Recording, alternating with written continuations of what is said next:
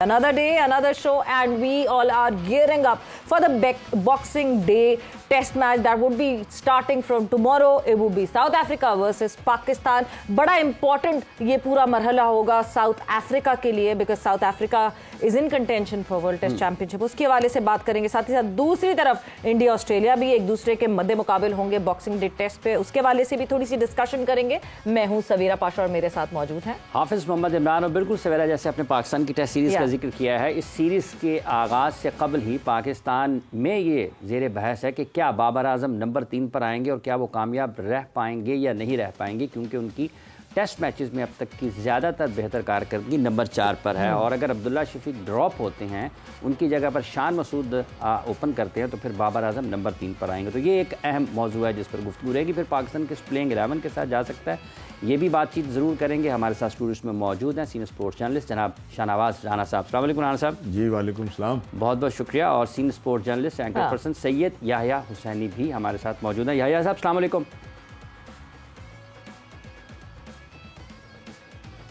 जी वालेकुम सलाम. हाफिज इमरान और सवेरा पाशा और शाहनवाज राना साहब, बहुत बहुत शुक्रिया.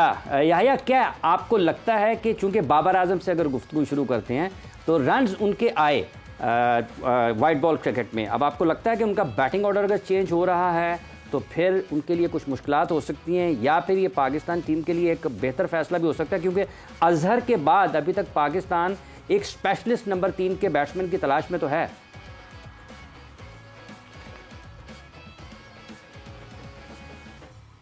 हाफिज ठीक है आपने, लेकिन by hook and by crook अगर मैं कहूँ कि बाबर आजम को टीम में शामिल किया गया तो ये कहना गलत नहीं होगा.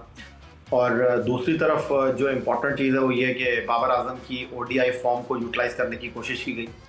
मैं इसलिए भी बाबर आजम को टीम में शामिल करने के हवाले से जो है वो हक में हूँ कि मुश्किल सीरीज में आपको बड़े प्लेयरों को मौका देना चाहिए, बड़े खिलाड़ियों को खिलाना चाहिए. और अगर शान मसूद सेक्रीफाइस कर रहे हैं अपने नंबर को, तो आपको ये भी याद रखना चाहिए कि शान मसूद ने अपने टेस्ट करियर की शुरुआत बहैसियत ओपनर ही की थी, और टेस्ट क्रिकेट में जो 5 सेंचुरियां उनके नाम के आगे दर्ज हैं उसमें से 4 सेंचुरियां उन्होंने ओपनर की हैसियत से स्कोर किए. जहाँ तक रहा बाबर आजम का ताल्लुक, तो डेफिनेटली बाबर आजम से हाई होप्स हैं. और इस बड़ी सीरीज में बाबर आजम को मैदान में उतार कर जो फैसला क्रिकेट टीम की मैनेजमेंट ने, सिलेक्शन कमेटी ने किया, बिल्कुल भी गलत नहीं है.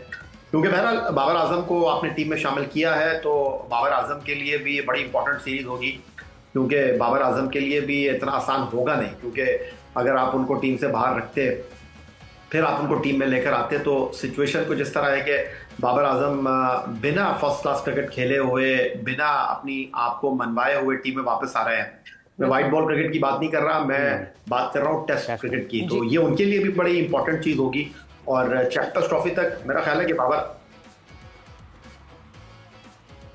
जी या जो आप ये बात कर रहे हैं बाय हुक और बाय क्रुक बाबर को वापस लेकर आए हैं. यस डेफिनेटली बाबर को टेस्ट से ही ड्रॉप किया गया था एंड वापस वो टेस्ट में आए हैं विदाउट प्लेइंग एनी डोमेस्टिक. क्या उस वक्त ड्रॉप करना was just a message putting through to the complete team कि नहीं जी, जब बाबर ड्रॉप हो सकते हैं तो कोई भी हो सकता है? क्योंकि परफॉर्मेंस बेसिस पे किया होता तो फिर तो कहीं ना कहीं कोई उन्होंने डोमेस्टिक खेला होता जिसकी बेसिस पे ये वापस टेस्ट क्रिकेट में आए हैं. सबसे बात दरअसल ये है कि यहाँ पर फैसले ऐसे ही होते हैं.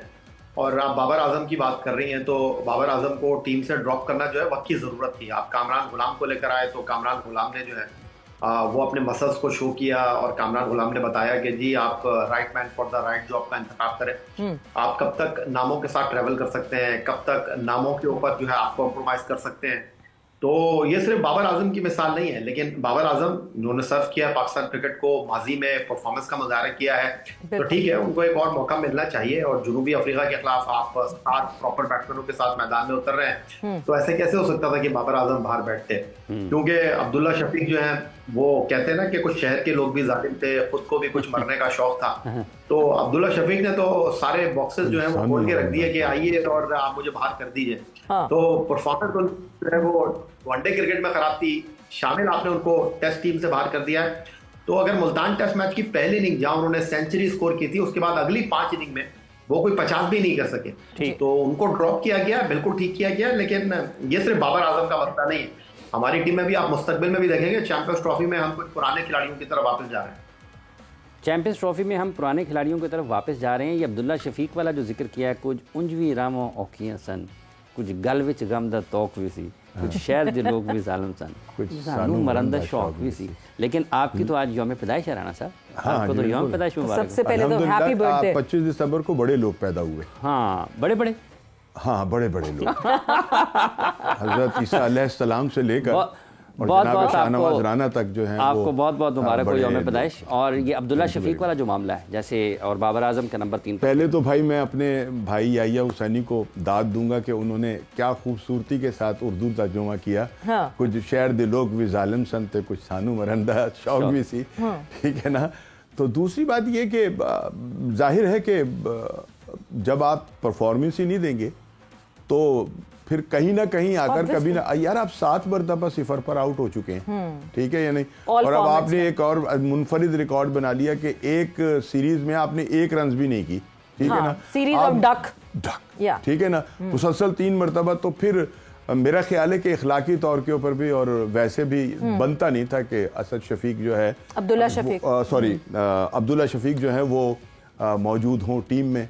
तो ये तो खैर कोई ऐसी मतलब दुख इतना ज़रूर है कि इस लड़के से बेइंतहा तवक्कुआत थी जब ये आए हैं और इन्होंने अपना शो किया है, स्टाइल और खेलने का अंदाज, और कुछ मतलब एक सेंचुरी भी उनके क्रेडिट के अंदर थी। तो तब यूं लग रहा था कि जैसे हमारा ओपनिंग का एक बड़ा मसला जो है वो हल हो गया हो, लेकिन उन्होंने ही अब ये साबित कर दिया कि हमारा ओपनिंग का मसला जो है ना एक मरतबा फिर गंभीर सूरत हाल जो है वो इख्तियार कर गया है। तो अब तो ये है कि वो नजरिया ज़रूरत जो है वो इस्तेमाल होगा। वो जो हमारा एक है ना, हम जिंदगी के सारे शोबों में नजरिया ज़रूरत को लेके चलते हैं। अब भी टीम के अंदर एक नजरिया ज़रूरत होगा और शान मसूद को फिर दोबारा से कुर्बानी का बकरा जो है वो बनना पड़ेगा। हालांकि आगाज उनका ऐसे ओपनर ही हुआ, लेकिन फिर बाद में जो सूरत हाल हुई, रन उनसे भी नहीं हुए, शोर भी पजा, और बगैर किसी परफॉर्मेंस के, बगैर किसी उसके वो कप्तान भी बना दिए गए, ठीक है ना, और वो भी नजरिए ज़रूरत थी। अब भी यही होगा कि नजरिए ज़रूरत के तहत वो ओपन करेंगे।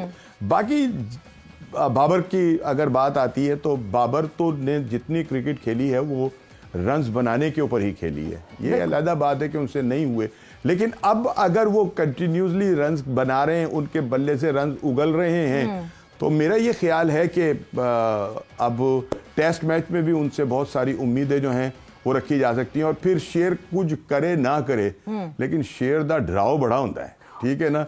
वो जब पता होता है ना कि शेर आ रहा है तो फिर तगड़े होते हैं। बाबर आजम भी एक ऐसा ही शेर है कि जिसका नाम लिया जाए तो अगले डरते हैं कि हाँ। और अब उनके ऊपर बहुत बड़ी जिम्मेदारी एक आन पड़ी है। और मेरा ये ख्याल है कि अगर खुदा ना खास्ता वो अब इस सीरीज में भी कुछ ना कर सके ना, इसके खिलाफ भी कुछ ना कर सके, तो फिर उनका टेस्ट क्रिकेट के हवाले से जो मुस्तकबिल है वो मखदूश नजर आता है।